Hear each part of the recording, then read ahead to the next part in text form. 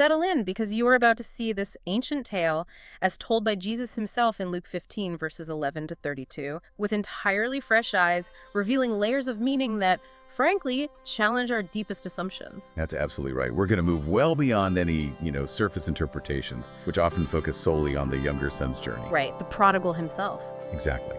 Instead, we'll explore not just what happened, but why each character's actions and reactions matter so profoundly.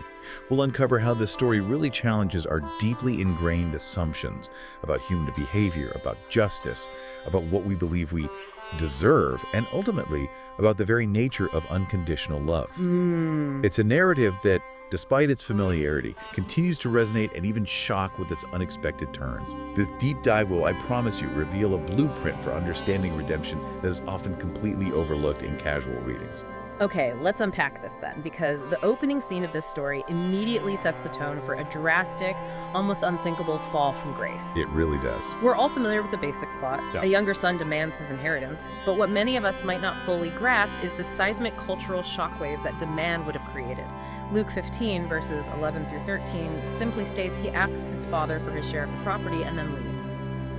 Simple enough on the surface, right? Seems simple, yeah. But what would that have really meant in that ancient agrarian society? Was it just a financial transaction, a simple request for some early cash? Oh, it was anything but simple. Yeah. Not at all a straightforward financial thing. Yeah. In that cultural context, asking for your inheritance before your father's passing wasn't just rude, it was an unthinkable insult, an act laden with immense disrespect and emotional violence. Unthinkable. Wow. Yeah. For a son to demand his share while his father was still alive was effectively akin to wishing his father dead. Ooh, that's harsh. It really is. It signaled a complete severing of ties, a public declaration that he wanted nothing more to do with his family, his community, or the values they represented, beyond getting what he felt was owed to him. So it's public shame, too. Absolutely. Imagine the public shame, the deep emotional wound inflicted on the father.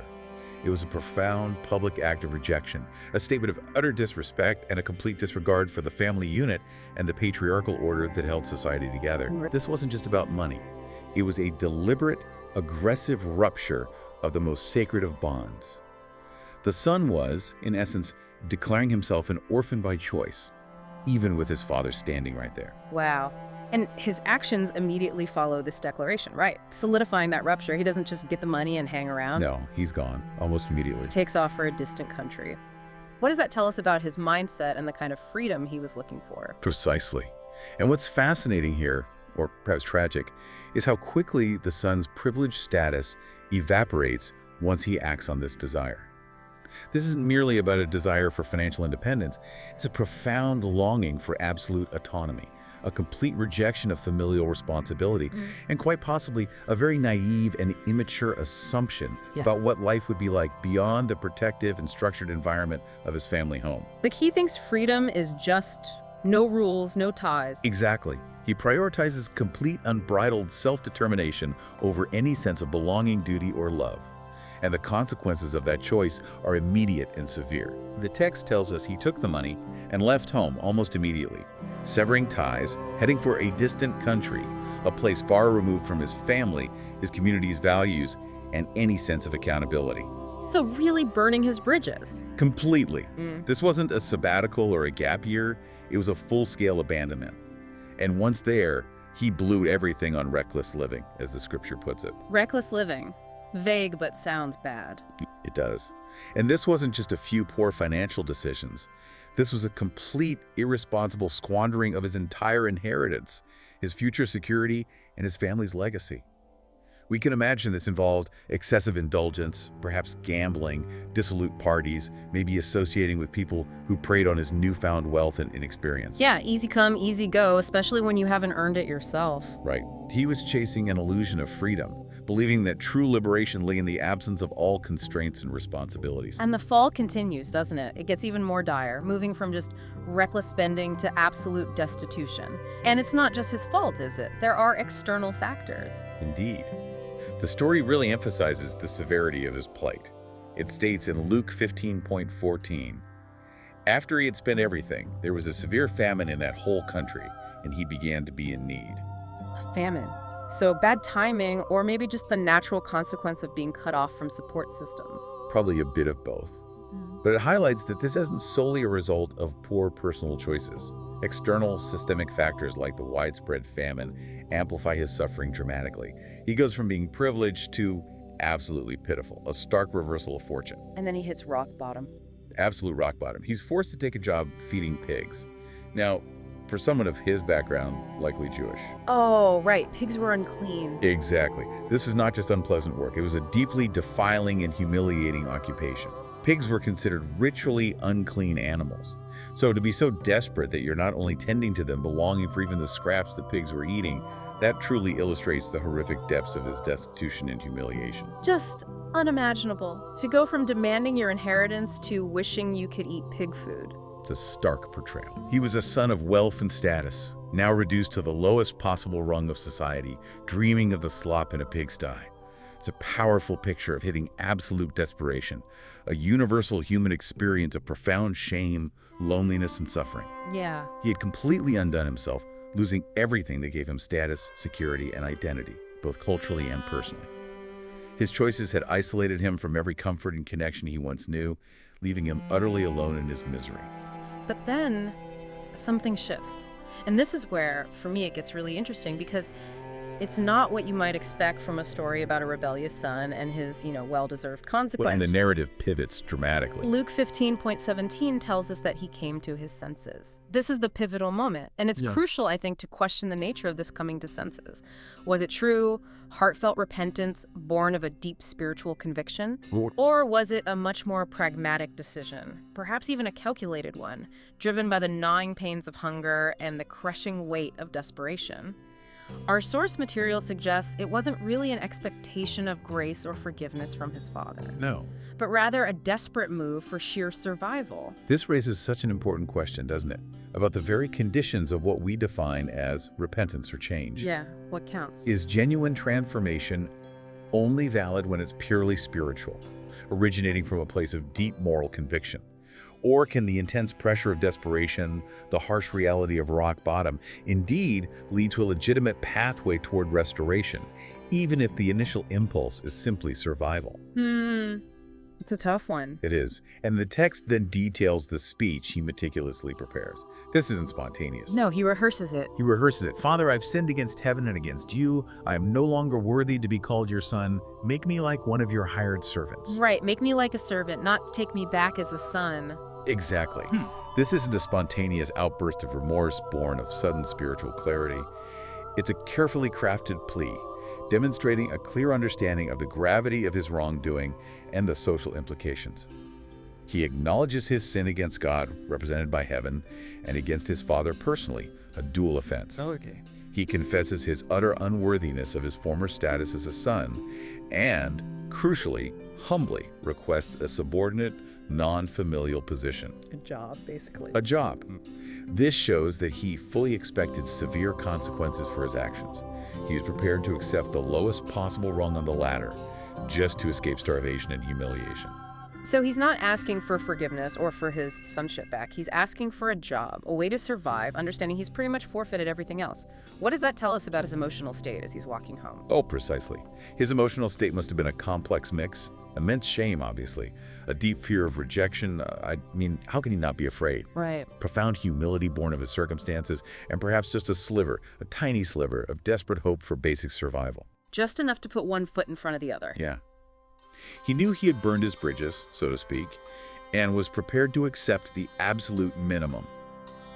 And this also connects to a very common human tendency, doesn't it? Just The need to feel worthy, to, clean ourselves up, to make ourselves presentable or good enough before we dare to seek help, forgiveness, or acceptance from others. oh yeah, I'll go back when I've got my act together. Exactly. We often believe we must earn our way back, that grace is something to be merited rather than simply received. He was devising a plan to earn his way back, to present himself in a way that he believed would be acceptable for even the most minimal form of reconciliation. I'll prove I've changed by working like a dog. Pretty much. He was ready to pay his dues, to work off his debt, convinced that was the only path back from such a profound betrayal. So what does this all mean for what he thought would happen when he finally stumbled home? Because what actually happens next is nothing short of shocking. It completely subverts every expectation he had, and frankly, what many of us might expect from a story about consequences and earned redemption. It really is the turning point of the entire narrative. Luke 15, verse 20, describes the father's actions, and it's truly the heart of the story. While he was still a long way off, his father saw him and was filled with compassion. A long way off. He was looking for him, watching. Yes, think about that image. The father, likely an older, respected man in that culture who would normally maintain a dignified composure, especially in public. He doesn't wait for the son to approach him, to grovel, to give his prepared speech. Oh, He doesn't send a servant to retrieve him. What does the text say he does? He saw him and he ran to him. he ran. And if we connect this to the bigger picture, this act of the father running is absolutely the heart of the story's surprising truth. It seems like such a small detail, but culturally, Oh, it's huge. This isn't just a detail. It's a radical subversion of cultural norms. For an older, respected patriarch to lift his robes and run, possibly stumbling through the dust, was considered undignified, even shameful by societal standards. right, you just didn't do that. You didn't. Yet, he does it. And why? Because his profound love and compassion completely overrides social propriety. He doesn't wait. He doesn't shame his son. He runs to him. This is the shocking truth about redemption itself. As revealed in this narrative, it completely demonstrates that true grace meets you before you even have a chance to clean yourself up, before you can utter a single word of your pre-planned worthy confession. That prepared speech just goes right out the window. Completely unnecessary. The profound significance of the father running out to meet him cannot be overstated. It preempts the son's meticulously rehearsed confession. It publicly shields the son from the long, humiliating walk of shame he was anticipating through the village, instantly restoring his dignity in the eyes of any onlookers. Oh, I never thought of that public aspect. He meets him before he gets to the village gossips. Exactly. And most importantly, it unequivocally demonstrates a boundless, unconditional love that doesn't require performance, merit, or worthiness as a prerequisite. Wow. This challenges the deeply ingrained human idea that one must earn forgiveness or become worthy of love through effort or penance. It's a love that is proactive, overwhelming, and unearned. And it goes even further than just the embrace, doesn't it? The restoration isn't just emotional, like, okay, I forgive you. It's total and symbolic, completely overturning the son's deepest fears and expectations. Absolutely. He was prepared to be a servant. Right. But the father doesn't just embrace him. He immediately issues commands to his servants. Bring the finest robe, a ring for his finger, and sandals for his feet. Then slaughter the fatted calf for a celebration feast. Okay, let's break those down. The robe, the ring, the sandals. They mean something specific, don't they? They do. These aren't just arbitrary symbols of welcome. They are powerful, unequivocal symbols of the full restoration of his sonship and his complete status within the family. So the robe. The finest robe. This isn't just any garment. It symbolizes honor, dignity, and authority, typically worn by someone of high standing, maybe even a guest of honor or one in authority. It instantly covers the rags of his destitution and shame. Covers the shame. Okay. The ring. The ring. This signifies family identity, authority, and power. It could be a signet ring, giving him the right to conduct business on his father's behalf, effectively re-granting him access to the family's wealth and reputation. Wow, so it's trust. Immediately. Immediate trust and authority. Yeah. And the sandals. This might seem minor, but in that society, servants went barefoot. Free men, sons of the household, wore sandals. So the sandals indicate he is a free man, a son, not a servant. This directly contradicts the son's prepared plea to be made a servant. Every single item is a message. You are my son, not a servant. Precisely. And finally, the fatted calf. This wasn't an everyday meal. It was reserved for the most significant celebrations, a wedding, a major guest. It marks this as a moment of profound joy, reintegration, and public affirmation. It's a feast, not just a meal. So every single action the father takes is a direct rebuttal to the son's expectations and his internal narrative of unworthiness. He came expecting judgment, maybe pity, maybe a job. Exactly. This is in stark contrast to his expectation of becoming a mere hired servant. The father's actions completely subvert the son's prepared speech and his entire understanding of justice and consequence.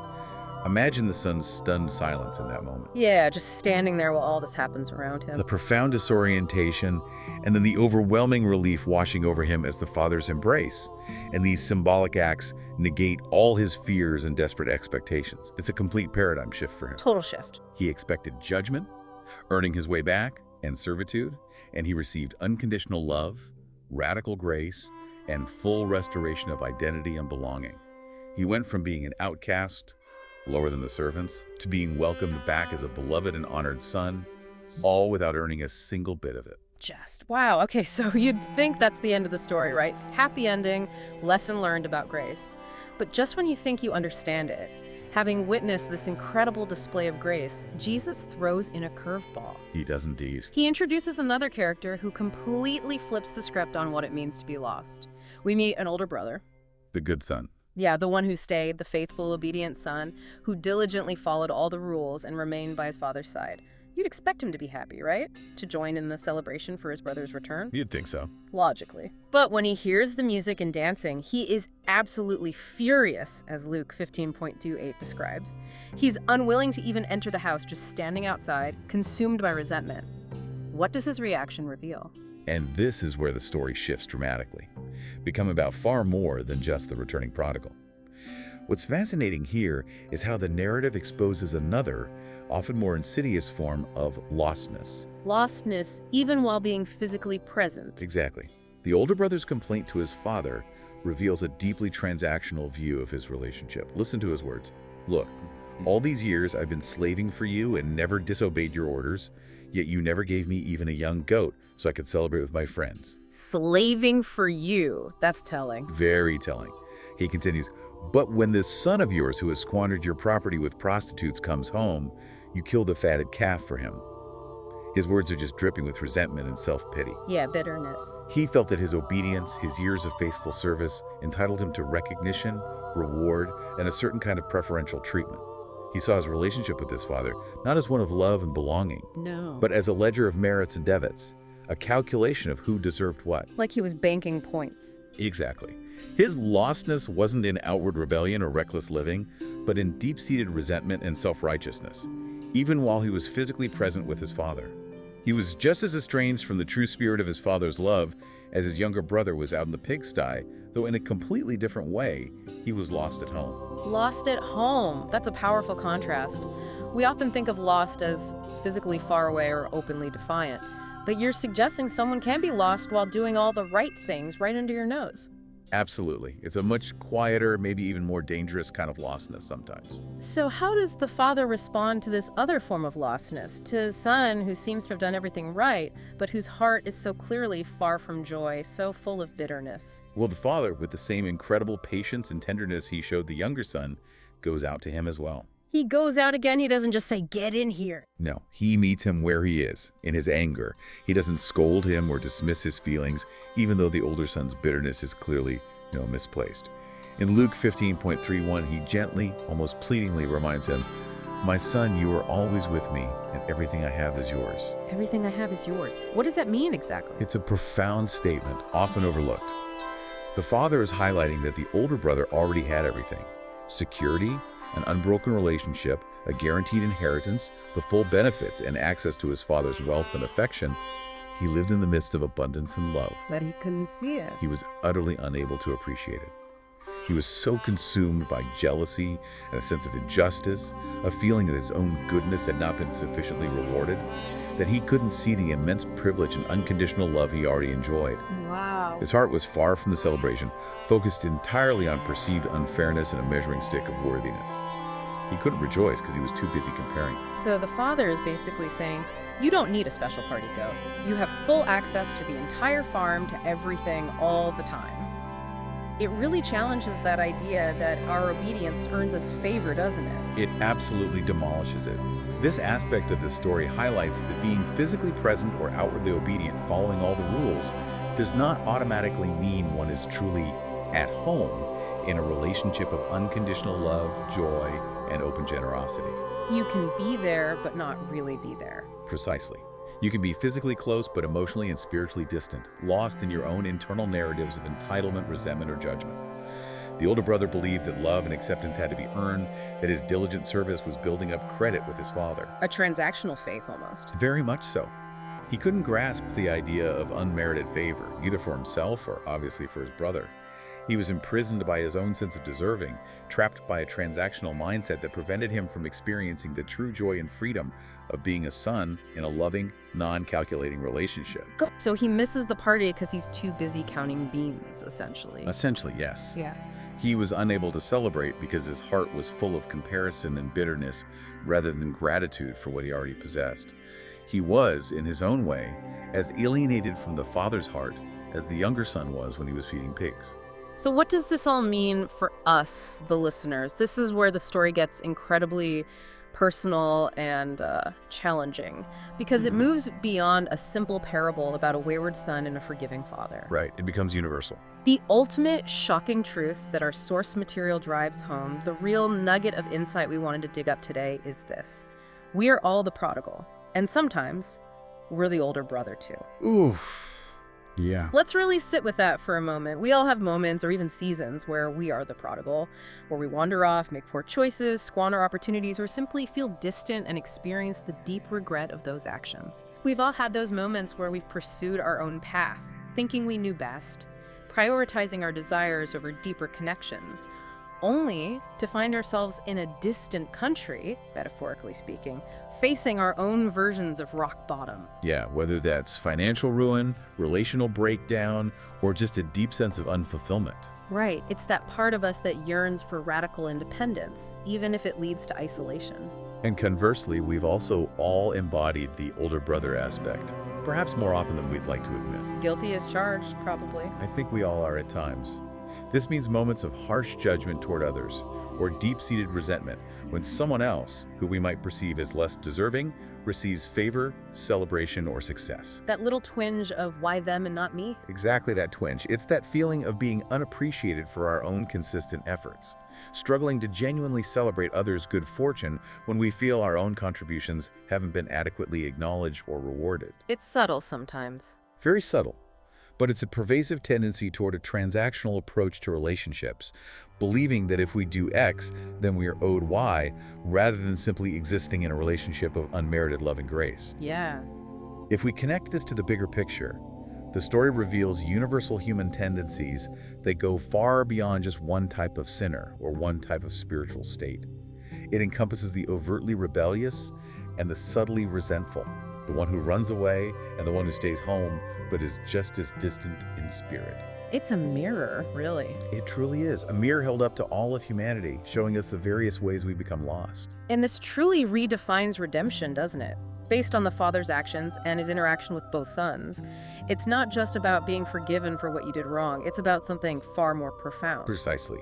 Redemption, as presented here, isn't merely about being forgiven. It's about being fully restored. Restored. That's the key word. It is. It's not simply getting out of trouble, being let off the hook, or having your past wiped clean. It's about being brought back into a full, vibrant, and intimate relationship and sense of belonging, with all the accompanying dignity and privilege that entails. Back to being a full son, not a servant. Exactly. And the profound insight here is that this restoration is not based on what you've done, but based on who the Father is. That shifts everything. It fundamentally shifts the focus from human performance, from our ability to earn or deserve forgiveness, to the unchanging, unconditional, and deeply generous character of the divine, or the Father figure in the story. So it's about his character, not ours. Yes. The Father's embrace, both literally and figuratively, extends to both sons. Our source uses the powerful visual of a modern family scene. One child returning from addiction, the other silently judging, and the father embracing both. Wow, that's a powerful image for today. It is. It symbolizes a love that actively seeks to reconcile and restore both the overtly wayward child and the inwardly resentful one. It's an ongoing call to all of us, wherever we find ourselves on that spectrum. Whether you've run away or stayed behind, the Father is calling you home. An invitation to both kinds of lostness. Exactly. An invitation recognizing that true home and true belonging are found not in our perfection or our performance, but in an unconditional relationship built entirely on grace. So, as we wrap up this deep dive, the core insight we're left with is this.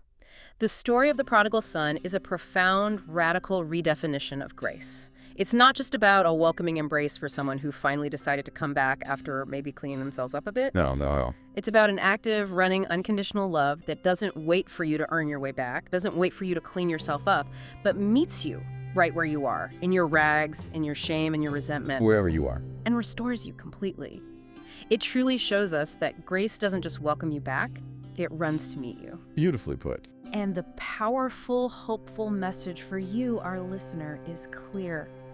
No matter how far you've gone, no matter what mistakes you've made, no matter how much resentment you might be harboring like that older brother, you are never too far to come home to that kind of love and restoration. And maybe a final thought, just something for you to mull over as you go about your day after this deep dive. Consider which son you identify with more in your own life right now, or perhaps in different seasons. Good question. Are you currently feeling the weight of choices that have led you far afield, maybe longing for a path back, even if you're unsure how you'd ever be truly accepted? Or are you perhaps more like the older brother lately, diligently doing everything right but maybe feeling unappreciated or even resentful of what others seem to receive with less effort, and perhaps struggling to extend grace yourself? Which pattern feels more familiar right now? Exactly. And then ask, what is the father's approach to that particular son, the one you most identify with? Reveal about the true nature of unconditional love. And maybe the harder question, what might be holding you back from truly embracing that love for yourself, or maybe from extending it more freely to others in your life? This story, in its profound simplicity, really asks us to confront our own assumptions about worthiness, about justice, and about the truly boundless nature of compassion. Lots to think about there. Thank you for taking this deep dive with us today. We encourage you to reflect on these surprising truths and see how they might illuminate your own path and perhaps even transform your relationships.